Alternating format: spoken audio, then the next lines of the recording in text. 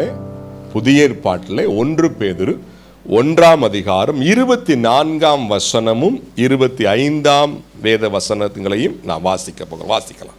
மாம்சமெல்லாம் புல்லை போலவும் மனுஷருடைய மகிமையெல்லாம் புல்லின் பூவை போலவும் இருக்கிறது. புல் உலர்ந்தது, அதன் பூவும் உதிர்ந்தது. கர்த்தருடைய வசனமோ என்றென்றைக்கும் நிலைத்திருக்கும். உங்களுக்கு சுவிசேஷமாய் அறிவிக்கப்பட்டு வருகிற வசனம் இதுவே. ஆமென். தேவன் இந்த வசனங்களை நமக்கு ஆசீர்வதிப்பாராக. இந்த 24ஆம் வசனத்திலும் 25ஆம் வசனத்திலும் உலக வாழ்க்கை, இந்த உலகத்திலே நாம் வாழ்கிற இந்த வாழ்க்கை இது எப்படிப்பட்டது என்ற காரியத்தை பற்றியும், தேவ வார்த்தை அது எப்படிப்பட்டது என்ற விஷயத்தை பற்றியும் இங்கே பேசுகிறதை நாம் பார்க்கிறோம். உலக ஜீவியம் புல்லை போன்று உலர்ந்து போகக்கூடியது. அங்க என்ன பார்க்கிறோம்? மாம்சம் எல்லாம் புல்லை போலவும் புல்லின் பூவை போலவும் இருக்கிறது. புல் உலர்ந்தது, அதன் பூவும். இந்த உலக வாழ்க்கை, உலகத்திலே நாம் வாழ உதவி செய்கிற இந்த பாடி, இந்த சரீரம் புல்லை போல உலர்ந்து போகக்கூடிய ஒரு மாம்சமா. இந்த உலக வாழ்க்கைக்கு என்ன மேன்மை, என்ன மகிமை இருந்தாலும் அது பூவை போல உதிர்ந்து போகக்கூடியது. மாம்சமெல்லாம் உலர்ந்து காய்ந்து போகக்கூடியது. உலகத்தின் மேன்மை, உலக மகிமை பூவை போல உதிர்ந்து போகக்கூடியது. உலகத்திலே எதுவும் நிரந்தரம் கிடையாது. உலகத்திலே எதுவுமே நித்தியமானதும் இல்லை. எல்லாம் உதிரக்கூடியது. பூ எப்படி உதிர்ந்து கீழே விழுந்து விடுகிறதோ, கீழே விழுந்த பிற்பாடு அது மிதிபட்டு அப்படியே ஒன்றுமில்லாமல் என்ன செய்கிறது? போய்விடுகிறது. அதுபோல இந்த உலகத்தில் இருக்கிற எல்லாம் உதிர்ந்து போகக்கூடியது, உலர்ந்து போகக்கூடியதுமாயிருக்கிறது. வாழ்நாட்கள் ஆகட்டும், இந்த உலகத்திலே நாம் வாழ்கிற வாழ்க்கை ஆகட்டும், அது எத்தனை ஆண்டுகள் இருந்தாலும், பாருங்கள், பிரசங்கியிலே ஒரு வசனத்தை வாசித்தோமே, என்னது? ஒருவன் 100 பிள்ளைகளை பெற்று தீர்க்காயுள்ளவனாய் வாழ்ந்தாலும் என்று பார்த்தோம். தீர்க்காயுசாய் இருந்தாலும் இந்த உலகத்தில் மேபி 50 வருஷமோ 60 வருஷமோ அல்லது 70, 80, 100 எத்தனை ஆண்டுகள் வாழ்கிற வாழ்க்கையாயிருந்தாலும் அது புல்லுக்கும் பூவுக்கும் ஒப்பானதுதான். அது புல்லுக்கும் பூவுக்கும் ஒப்பானதுதான். உலக வாழ்க்கை அது நித்தியம் அல்ல. உலக வாழ்க்கை நித்தியமானது அல்ல. இந்த உலகத்திலே நாம் வாழ்வதற்கு உதவி செய்கிற இந்த சரீரம், இதை நன்கு பேணி பாதுகாத்து ஃபிட்டாய் வைத்திருந்து பலனாய் அதை வைத்திருந்தாலும் அதுவும் புல்லுக்கும் பூவுக்கும் ஒப்பானதுதான். ஏன்? ஒரு நாள் உலர்ந்து போகும். ஆமாவா இல்லையா? ஒரு நாள் உதிர்ந்து போகும். சிறு குழந்தையாய் பிறக்கிற மனிதன் அழகாய் தோளெல்லாம் சுருங்காம ஃப்ரெஷ்ஷா இருக்கிறான் இல்லையா? அழகா இருக்குது, ஆக்டிவா இருக்கிறாங்க. கொஞ்சம் கொஞ்சமாய் சிறுவனாய் சிறுமியாய் வளர்ந்து டீனேஜ் வந்து வாலிபனாகி பெரியவர்களாகி கிட்டத்தட்ட 60, 65, 70 வரைக்கும் தோள்கள் எல்லாம் சுருங்காம அப்படியே பார்க்கறதுக்கு எப்படி இருக்கும்? அதுவும் கையில கீழே அதை இதையும் போட்டு தேய்ச்சு, ஃபேஸ்ல அதை இதையும் போட்டு தேய்ச்சு, கொஞ்சம் சுருக்க இருந்தாலும் அதை என்ன செஞ்சிடணும்? மூடி மறைச்சு என்ன செஞ்சிடணும்? ஃப்ரெஷ்ஷா காட்டணும்னு எவ்வளவு பிரயாசப்பட்டாலும் அதையும் தாண்டி ஒரு நாள் உலர்ந்து காயப்போகிறது. அதுதான் மனித வாழ்க்கை. ஆமாவா இல்லையா? ஒரு நாள் அது உலர்ந்து காய்ந்து உதிர்ந்து போகக்கூடியது. இந்த உலகத்தை விட்டு உதிர்ந்து போகக்கூடிய ஒன்று சரீரமாயிருந்தாலும் அழகு. ஒரு சரீரத்தை அழகாய் அல்லது ஃபேஸை, முகத்தை அழகாய் காட்டுவதற்கு உலகத்திலே மனிதன் பிரயாசப்படுகிறார். முன்பெல்லாம் பெண்கள் தான் அந்த காரியத்தை அதிகமாய் செய்வார்கள், செய்கிறாங்க பேச்சு உண்டு. இப்ப ஆண்களும் அதுக்கு ஈக்குவலா இருக்கிறாங்க. ஆமாவா இல்லையா? பெண், ஒரு பெண்ணானவள் அவளை அழகாய் காட்டுவதற்கு எவ்வளவு பிரயாசப்படுகிறார்களோ அதற்கு இணையாய் ஆண்களும், வாலிபர்கள். ஆனால் ஒரு நாள் உலர்ந்து காயும், உதிர்ந்து இல்லாமல் போகும். சொத்து சுகமாயிருக்கட்டும், வேலை பார்த்து நிறைய சேமிச்சு வச்சிருக்கிறோம், அல்லது ஃபேமிலியே அந்த ஒரு பின்னணி உடைய ஃபேமிலின்னு வச்சுக்கோங்க, அப்பா பாட்டை முப்பாட்டையில இருந்து நிறைய சொத்து இருக்குது. ஒரு நாள் உலர்ந்துதான் போகும். அல்லது போகும் பொழுது அந்த சொத்தையும் தூக்கிட்டு போக முடியுமான்னு கேட்கிறேன். சொல்லுங்க. ஒரு பெரிய வீடா இருக்கலாம், அல்லது மாட மாளிகை இருக்கும், காரு பங்களாவா இருக்கலாம், ஏன் பேங்க்ல கோடி கணக்கில் அதெல்லாம் கொண்டாங்க, எல்லாத்தையும் கொண்டு வந்து அந்த பெட்டிக்குள்ள வச்சு அப்படியே போச்சிருவோம். யாரும் சொல்லுவாங்களா? அதை மட்டும் போதப்பா. ஆமாவா இல்லையா? சொத்து சுகம் எதுவாயிருந்தாலும் ஒரு நாள் அதை விட்டு விட்டுத்தான் இந்த ஜீவியம் உலர்ந்து போகும். ஏன்? உறவுகளாயிருக்கட்டும், உறவுகளாய் கூட இருக்கட்டும், அம்மாவோ அப்பாவோ, கூட பிறந்த அண்ணனோ தம்பியோ அக்காளோ தங்கையோ பெரியப்பாவோ சித்தப்பாவோ மாமாவோ மச்சனனோ மருமகளோ மாமியாரோ, உலர்ந்து போகக்கூடிய வாழ்க்கை இது. ஆமாவா இல்லையா? உதிர்ந்து போகக்கூடிய வாழ்க்கை இது. நித்தியமானது என்று இந்த உலகத்திலே எதுவுமே கிடையாது. ஆகவேதான் சாலமோன் ஞானி பிரசங்கியிலே இப்படியாய் கூறுகிறான், மாயை மாயை எல்லாம் மாயை. இந்த சூரியனுக்கு கீழே நாம் பார்க்கிற எல்லாம், கவனிங்களே, நாம் இந்த உலகத்தில் பிறந்த பொழுதே அல்லது பிறக்க முன்னரே சூரியன் இருந்துச்சா இல்லையா? ஜீவன் போன பிற்பாடு சூரியன் இருக்குமா இல்லையா? இருக்கும். ஆனா அந்த சூரியன் கூட ஒரு நாள் இல்லாம போக போகுது. வானங்கள் வெந்து உருகி போக போகிறது. பூமி, இந்த பூமி அழிந்து புதிய பூமி உருவாக போகிறது. ஆக ஆண்டவருடைய ஆத்துமா தவிர வேறு எதுவும் நிரந்தரமானது அல்ல, நித்தியமானது அல்ல என்ற உண்மையை புறஜாதிகள் புரிந்திருக்கிறார்களோ இல்லையோ, தேவ பிள்ளைகள் புரிந்து அறிந்திருக்க வேண்டும். காரணம், புறஜாதி வாழ்க்கையை விடுங்க, தேவ பிள்ளைகள் அநேகர் இந்த உலக வாழ்க்கையை நித்திய வாழ்க்கை போல சிந்தித்துக் கொண்டிருக்கிறார்கள்.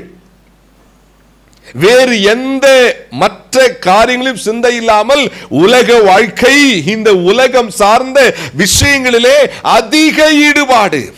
தேவ காரியங்களை விட, தேவ விஷயங்களை விட, ஆண்டவரை விட, தேவ திருச்சபையை விட அதிக ஈடுபாடு. ஆனால் வேதம் சொல்லுகிறது, அன்பு சகோதரனே சகோதரியே, இந்த உலக வாழ்க்கை நித்தியமானது அல்ல. தேவன் மாத்திரம் நித்தியமானவர், தேவனை சார்ந்தவைகள் மாத்திரம் நித்தியமானது, தேவ திருச்சபை நித்தியமானது. அதற்கு கீழே ஒரு வசனம் சொல்லுகிறது, வாசிங்க. கர்த்தருடைய வசனமோ என்றென்றைக்கும் நிலைத்திருக்கும். தேவ வசனம், தேவ வார்த்தை அழிவில்லாதது. ஆமென். நித்தியமானது. ஆண்டவர் சொன்னார், வானமும் பூமியும் ஒளிந்து போகும், அவைகள் ஒளிந்து போனாலும் என் வார்த்தைகள், சத்தமா, என் வார்த்தைகள் ஒரு நாளும் ஒளிந்து போகாது.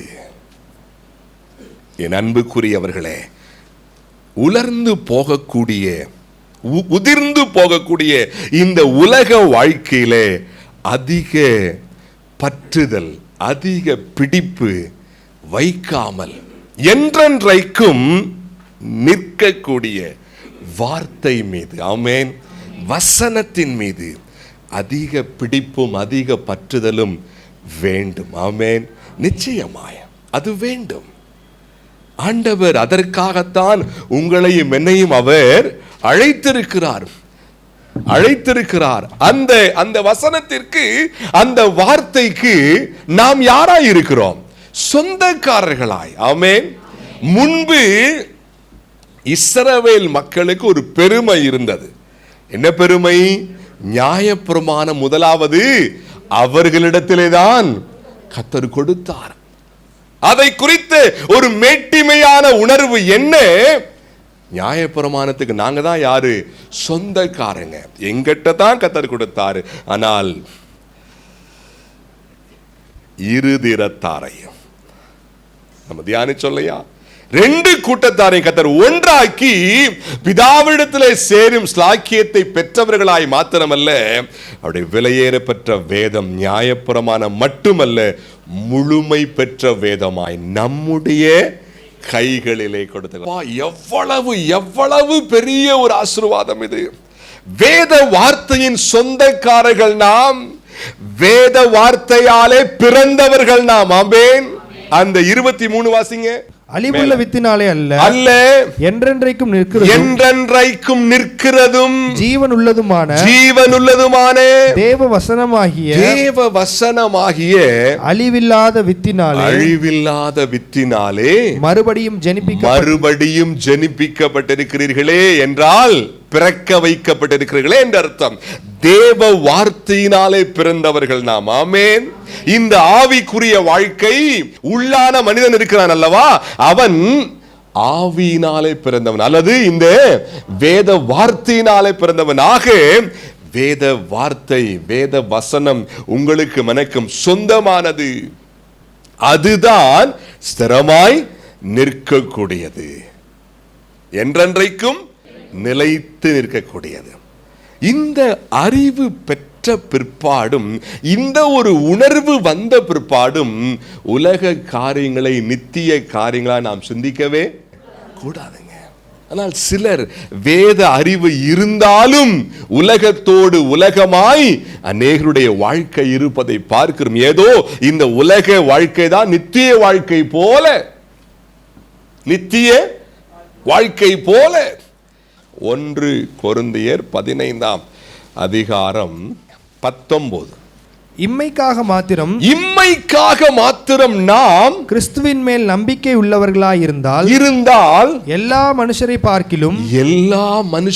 பார்க்கிலும் பரிதபிக்கப்பட்டவர்களாய் இருப்போம். என்னங்க, என்ன அர்த்தம் இதுக்கு? இம்மைக்காகனா இந்த பூமி வாழ்க்கையை அது சுட்டி காட்டுகிறது. இம்மைக்காக, இந்த உலக வாழ்க்கைக்காக கிறிஸ்துவின் மேல் ஒரு சின்ன நம்பிக்கை. என்ன?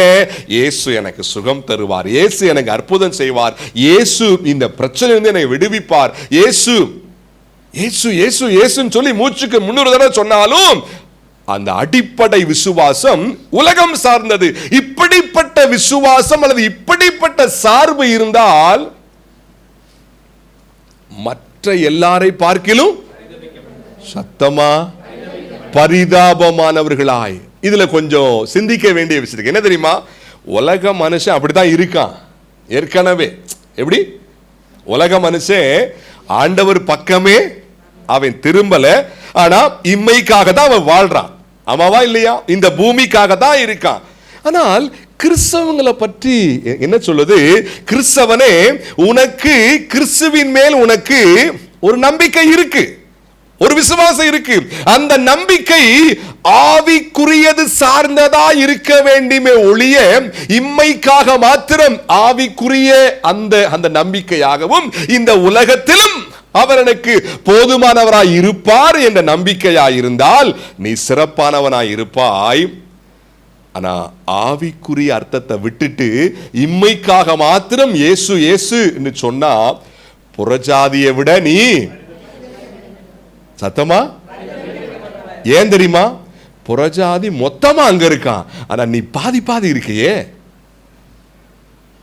ஒண்ணு முழுசா அங்க இரு, இல்லைன்னா முழுசா இங்க இருன்றாரு. ஒண்ணு முழுசா புறஜாதியாவே இரு, இல்லைன்னா முழுசா கிறிஸ்துவுக்குள்ளாரு. இம்மைக்காக கிறிஸ்துவின் மேல் ஒரு நம்பிக்கை இருக்கிற மாதிரி இருக்கு, ஆனால் இம்மைக்காக மாத்திரம்தான் கிறிஸ்து. என் அன்புக்குரியவர்களே, இம்மையான இந்த பூமி வாழ்க்கை நிரந்தரமானதல்ல, அது உலர்ந்து போகக்கூடியது. ஆமென். உதிர்ந்து போகக்கூடியது. தேவ வசனம், தேவ வசனம் சொன்ன இது மட்டும் சிந்திக்காது. உள்ள இருக்கிற கிறிஸ்து யாரு? அவர் தேவ வார்த்தை. அந்த வசனம் உள்ளே இருக்கிற அவர் வார்த்தையாய் வேத வசனமாய் இருக்கிறார். அவர் தான் நித்தியமானவர். அவருடைய வார்த்தை நித்தியமானது. அதை உணர்ந்து நாம் வாழ வேண்டும். அதை உணர்ந்து நாம் எப்படி இருக்க வேண்டும் என்பதை சில வசனங்களை மட்டும் வாசித்து நாம் முடிக்க போகிறோம். அதே 1 பேதுரு அந்த 1ஆம் அதிகாரத்தில் 17ஆம் வசனம். அன்றியும் பட்சபாதம் இல்லாமல் அவனவனுடைய கிரியைகளின்படி நியாயம் தீர்க்கிறவரை நீங்கள் பிதாவாக தொழுது கொண்டு வருகிறபடியால் இங்கே பரதேசிகளாய் சஞ்சரிக்கும் அளவும் பயத்தோட நடந்து கொள்ளுங்கள். என்னங்க சத்தமா சொல்லுங்க எல்லாரும், பயத்துடனே. அந்த வசனத்துல அந்த லாஸ்ட் 2 வரியை பாருங்க. இங்கே பரதேசிகளாய், பரதேசினா என்னங்க? என்ன சொல்றாரு? இந்த உலகத்தை சாராதவர்கள். என்னங்க? அந்த உலகத்தை சார்ந்தவர்கள். இங்கே அந்நியர்களாய் இருக்க வேண்டியவர்கள். எப்படிங்க? அந்நியர்களாய். உங்களுக்கும் எனக்கும் சொந்தமான இடம் எது? பரலோகம். இங்கே, அதாவது இந்த உலகத்திலே பரதேசிகளாய் சஞ்சரிக்கும் அளவும் பயத்துடனே. தேவ பயம். என் அன்புக்குரியவர்களே, தேவ பயம் குறைந்து கொண்டிருக்கிற ஒரு காலகட்டம் இது. தேவனுடைய 2ஆம் வருகை நெருங்க நெருங்க ஒன்று சுபாவ அன்பு இல்லாமல் போய்கொண்டிருக்கிறது, கூடவே தேவ பயமும். தேவ பயம் இல்லாமல் போகிறது என்பதற்கு சான்று என்ன?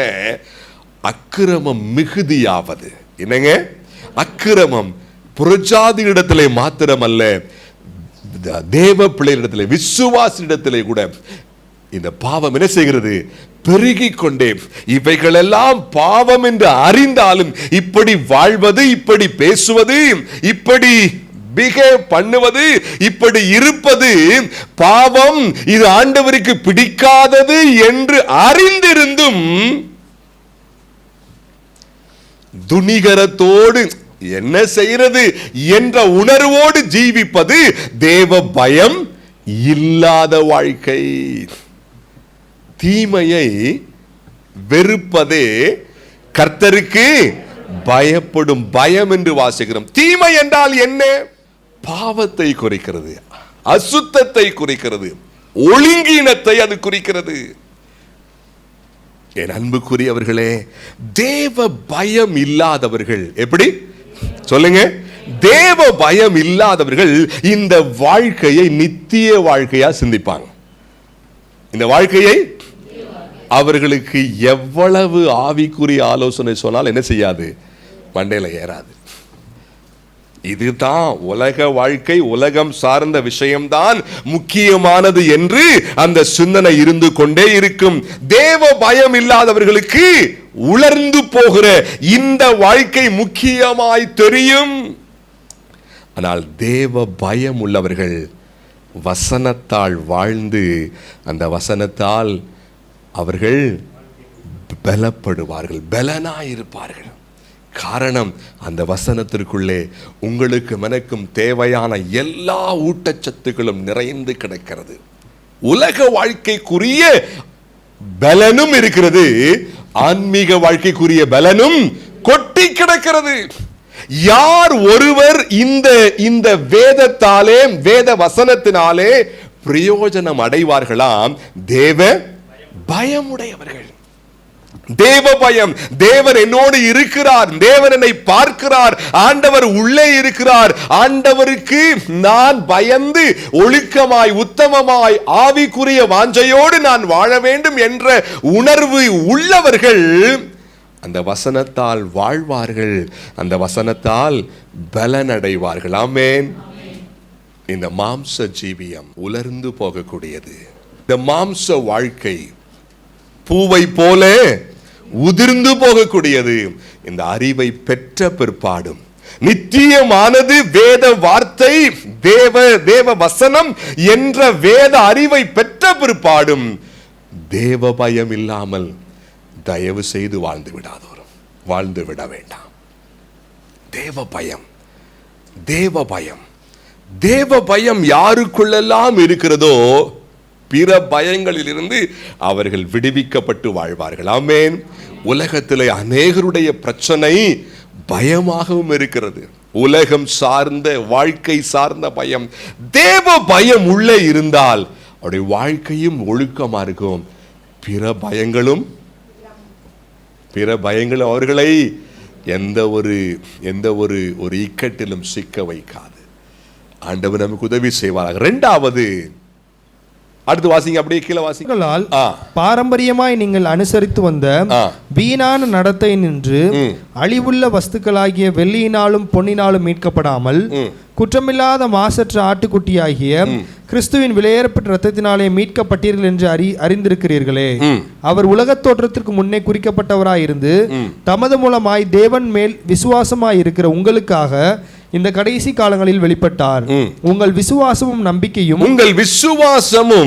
நம்பிக்கையும் தேவன் மேல் இருக்கும்படி அவரை மரித்தோரிலிருந்து எழுப்பி அவருக்கு மகிமையை கொடுத்தார். இந்த 4 வேத வசனங்களில் ஒரு உண்மையை பார்க்கிறோம். ஒரு தேவ பிள்ளை, ஒரு கிறிஸ்தவன் இந்த மாம்ச வாழ்க்கையை, அதாவது புல்லை போன்ற, பூவை போன்ற இந்த மாம்ச வாழ்க்கையை பெரிதாய் முக்கியமாய் சிந்திக்காமல் தான் மீட்கப்படுவதற்கு என்ன விலை கிரயம் ஆண்டவர் அவர் கொடுத்திருக்கிறார் என்ற உணர்வு உடையவனாயிருந்து அவர் மீது விசுவாசமும் நம்பிக்கையா இருக்கணும். அவர் மீது விசுவாசமும் நம்பிக்கையாய். அதைத்தான் அந்த முந்தின வசனங்கள் எல்லாம் நம்ம பார்க்கிறோம். நான் யார், நான் எப்படிப்பட்டவன், நான் யாரால் மீட்கப்பட்டவன், நான் மீட்கப்பட அவர் என்ன செய்திருக்கிறார். நான் அநேக முறை சொல்லி இருக்கிறேன், பிறந்ததிலிருந்து பாவியாய் பிறந்து இயேசுவை சொந்த இரட்சகராய் ஏற்றுக்கொள்கிற அந்த வினாடி வரை எத்தனையோ பாவங்கள் நாம் செய்து இருக்கிறோம். ஆமாவா இல்லையா? சொல்லுங்க. நிறைய பாவங்கள் சொல்லி முடியாது. அவைகள் எல்லாவற்றையும் ஒரே ஒரு சின்ன விசுவாசம், இயேசுவே என் பாவத்தை மன்னிங்க, அந்த சின்ன ஜெபத்தை கேட்டு அத்தனை ஆண்டுகள் செய்த பாவங்களை அவர் என்ன செய்கிறார்? உடனே மன்னிக்கிறாரா இல்லையா? பெரிய கிரயமா இருக்கிறபடினாலே நாம் செய்திருக்கிற எவ்வளவு பெரிய பாவங்கள் ஆனாலும், எத்தனை ஆண்டுகள் உடைய பாவ வாழ்க்கையானாலும் அது உடனே மன்னிக்கப்படுகிறது. அந்த புரிதல் இருக்க வேண்டும் ஒரு விசுவாசிக்கு. நான் வாழ்கிற இந்த கிறிஸ்தவ வாழ்க்கை சாதாரணமாய் இது வந்ததல்ல, இதற்கு ஒரு பெரிய கிரயம் செலுத்தப்பட்டிருக்கிறது என்ற உணர்வோடு அதை சார்ந்த விசுவாசம், நம்பிக்கை இருக்கணும். நான் அநேக முறை சொல்லி இருக்கிறேன், அநேகருக்கு கிறிஸ்துவின் மேல் விசுவாசமும் நம்பிக்கை இருக்கு, ஆனால் உலகம் சார்ந்து, இயேசு எனக்கு நல்ல சுகம் கொடுப்பார், இயேசு என்னை வாழ வைப்பார், இயேசு என் பிரச்சனையை தீர்த்து வைப்பார், இது விசுவாசம் தான். ஆனால் உலகம் சார்ந்தது. இந்த விசுவாசம் ஒருவேளை இருக்கலாம், இல்லாமல் போகலாம். இருக்க வேண்டிய தரமான விசுவாசம், வேதம் போதிக்கிற விசுவாசம், அவர் மீது ஆவிக்குரிய ரீதியாய் விசுவாசமும் நம்பிக்கையும். அவர் எனக்காய் என்ன செய்து முடித்தார், அந்த செய்து முடித்த கிரியைகளினாலே நான் இப்பொழுது யாராய் இருக்கிறேன்.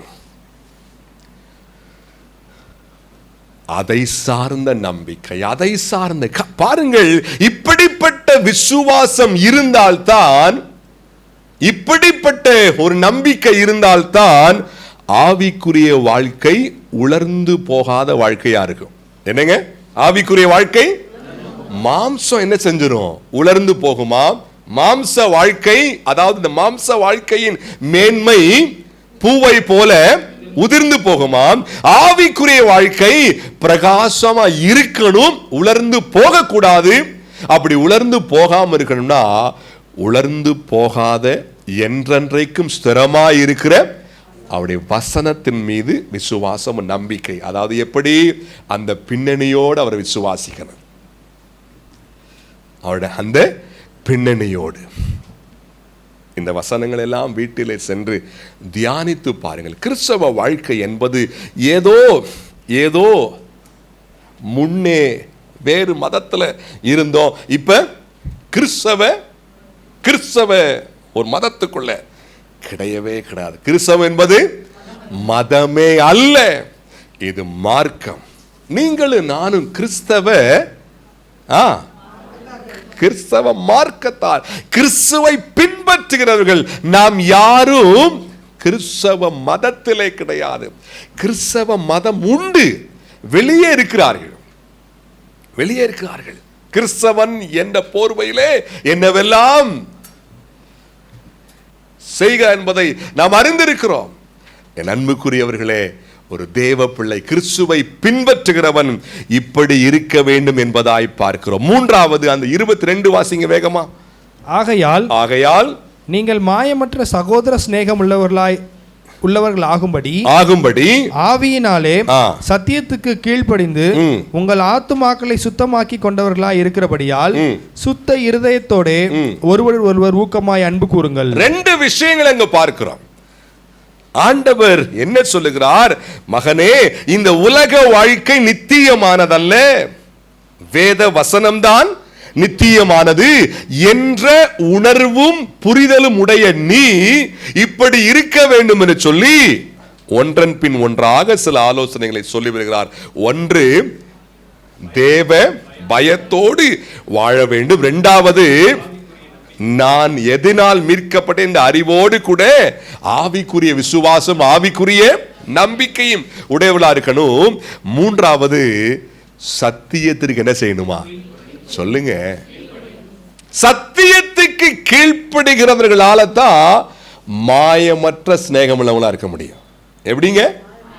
மீண்டும் வாசிங்க. ஆகையால் நீங்கள் மாயமற்ற சகோதர சிநேகம் உள்ளவர்களாக இருக்கும்படி ஆவியினாலே சத்தியத்திற்கு கீழ்ப்படியாத, வேத சத்தியத்தோடு பிணைந்து இல்லாத ஒருவர்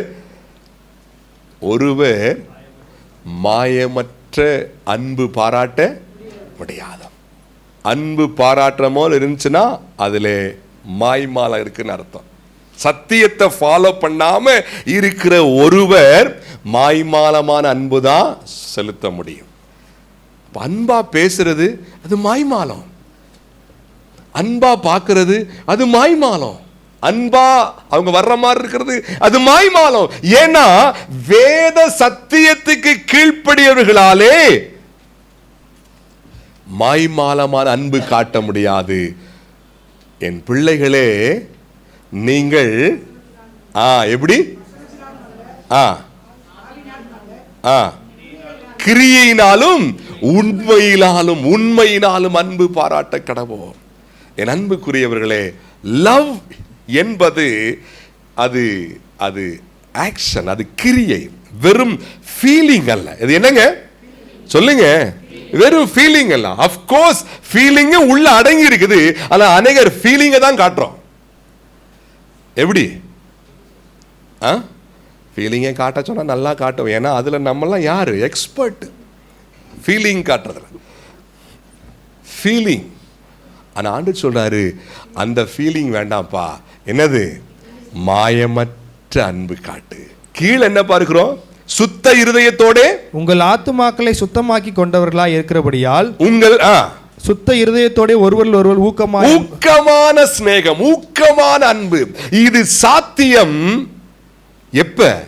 சத்தியத்தை கீழ்ப்படிஞ்சாதான். அதாவது என்ன? தேவ செய்தியை கேட்டு அந்த செய்தி அது எனக்கானது. நீங்க வேதம் வாசிக்கிறப்ப ஆவியானவர் உங்ககிட்ட பேசுறப்ப, எஸ் ஆவியானவர் என்னோடு தான் பேசுறாரு, நான் தான் அதற்கு கீழ்ப்படியணும். வேதம் வாசிக்கிறப்ப அப்படியே வாசிட்டு வர்றோம், ஆஹா இந்த பகுதி அவங்க வாசா நல்லா இருக்குமே, இந்த வசனத்தை இவங்க வாசா நல்லா இருக்குமே, இந்த வசனத்தை அந்த பிள்ளை, இந்த வசனத்தை இந்த தம்பி வாசா நல்லா இருக்குமே, இந்த வசனத்தை நான் வாசிச்சா நல்லா இருக்குமே, நான் ஃபாலோ. நிறைய குறைஞ்சு போச்சு அதெல்லாம். தேவ செய்தி கேட்கிறோம். இந்த செய்தி, ஐயோ அவங்க வந்திருக்காங்களா, கொஞ்சம் பின்னாடி பாருங்க, இருக்காங்களா, கீழே உட்கார்ந்துருக்காங்களா, மேல உட்கார்ந்துருக்காங்களா, தூங்குறாங்களா, முழிச்சிருக்காங்களா, நல்லா கவனிக்கிறாங்க, பரவாயில்ல, இன்னைக்கு ஆண்டவர் பேசுறாரு, பயங்கரம். எனக்கு மாயமற்ற சகோதர சிநேகம். அம்மா ஐயா, வாழ போறது ஒரு வாழ்க்கைங்க, வாழ போறது சொல்லுங்க, அது சுருக்கமான காலகட்டம், a short span of life, ரொம்ப சின்ன வாழ்க்கை. நீ ஒருவேளை சிந்திக்கலாம், 70 வயசு 80 வயசு 100 வயசா? இல்லைங்க, ரொம்ப சுருக்கமானது. ஆதியிலே தெய்வம் மனிதனை படைத்த பொழுது 900 வருஷம் வாழ்ந்தாங்க மனுஷன். எப்படிங்க? அதுக்கு மேல வாழ்ந்தவன் 800 500 600 அப்படியே குறைஞ்சு குறைஞ்சு குறைஞ்சு குறைஞ்சு 100 80 70 60 இன்னைக்கு 40க்குள்ள எத்தனையோ ஜீவன் என்ன செய்யுது? ரொம்ப சின்ன வாழ்க்கைங்க. இதுல காற்ற அன்பு கொஞ்சம் சுத்தமா இருக்க வேணாமா? ஆமென். மன்னிப்போம், மறப்போம். யாரிடத்திலே தான் குறைவுகள் இல்லை, யாரிடத்திலே தான் குற்றங்கள் இல்லை. நான் மன்னிக்க மாட்டேன் என்று கூறுகிற நான், என் வாழ்க்கையில எவ்வளவு குறைகள் இருக்கின்றத நான் உணரணும். அதை உணரலனா எனக்கு மன்னிப்பு இல்லை. ஆமாவா இல்லையா? நான் அவங்கள மன்னிக்க மாட்டேன், இவங்களை மன்னிக்க மாட்டேன், எங்க அப்பாவை மன்னிக்க மாட்டேன், எங்க அம்மாவை நான் மன்னிக்க மாட்டேன், என் பிள்ளைய மன்னிக்க மாட்டேன், இந்த விசுவாசியை நான் மன்னிக்க மாட்டேன் அப்படின்னு சொன்னா தேவனிடத்தில் மன்னிப்பு இல்லை. ஆண்டவர் ஜோமன்ன சீஷர்களுக்கு டீச் பண்ண சொல்றாரு, நாங்கள் மன்னிக்கிறது போல. நம்மளை உதாரணமா வச்சு எங்கள் பாவங்களை எங்களுக்கு அது மாதிரி ஜெபம் பண்ண முடியுமா? ஆண்டவரே நாங்க மன்னிக்கிறோம், அது போல நீங்க என்ன செய்யுங்க, என் பாவத்தை மன்னிங்க. ஒரு வாழ்க்கைங்க, சின்ன வாழ்க்கை, சின்ன வாழ்க்கை. என்றைக்கு உயிர் போகும் என்று தெரியாது, அவ்வளவு சுருக்கமான வாழ்க்கை.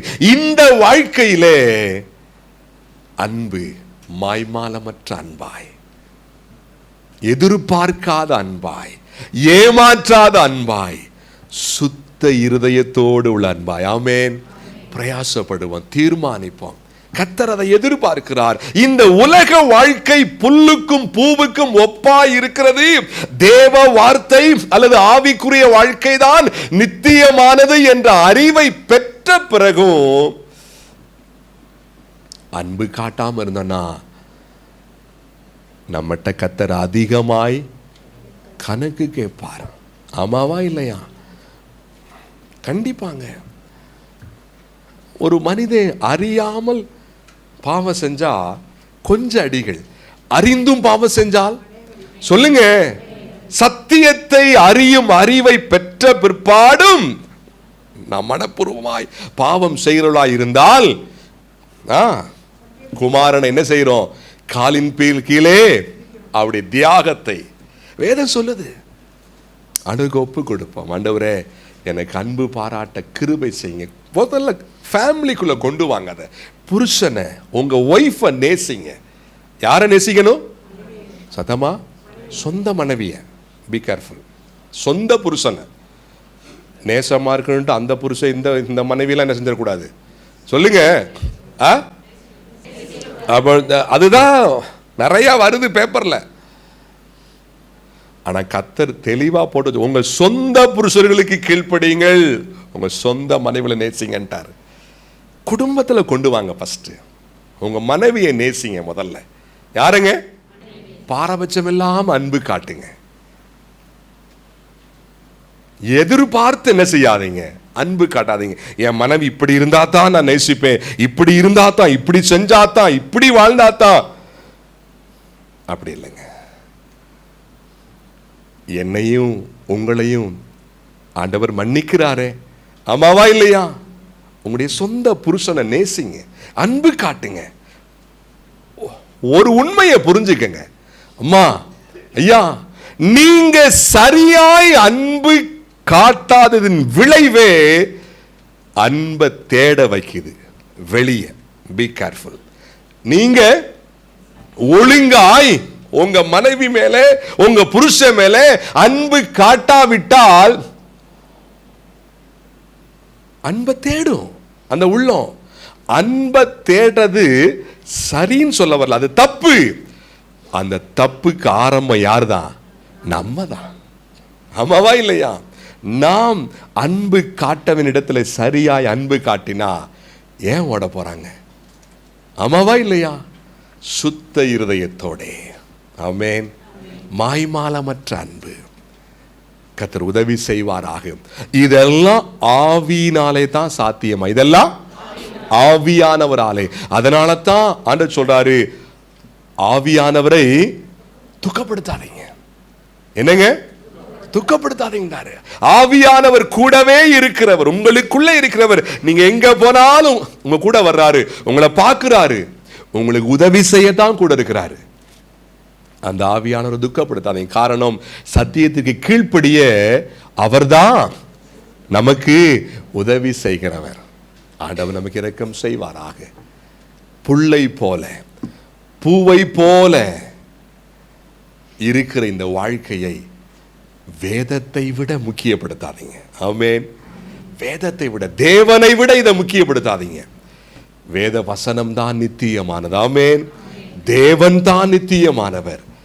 தேவ திருச்சபை, இந்த கூட்டமைப்பு, இந்த கூட்டமைப்பு தான் அங்க ஒன்னா இருக்க போது. ஆமென். அங்க இதை முக்கியப்படுத்துங்க. இதற்கப்புறம் தான் உலகம் சார்ந்த எல்லா விஷயங்களும். தேவன் நமக்கு இரக்கம் செய்வாராக. நம்ம எல்லாரும் அப்படியே முழங்கால் படிடுவோம்.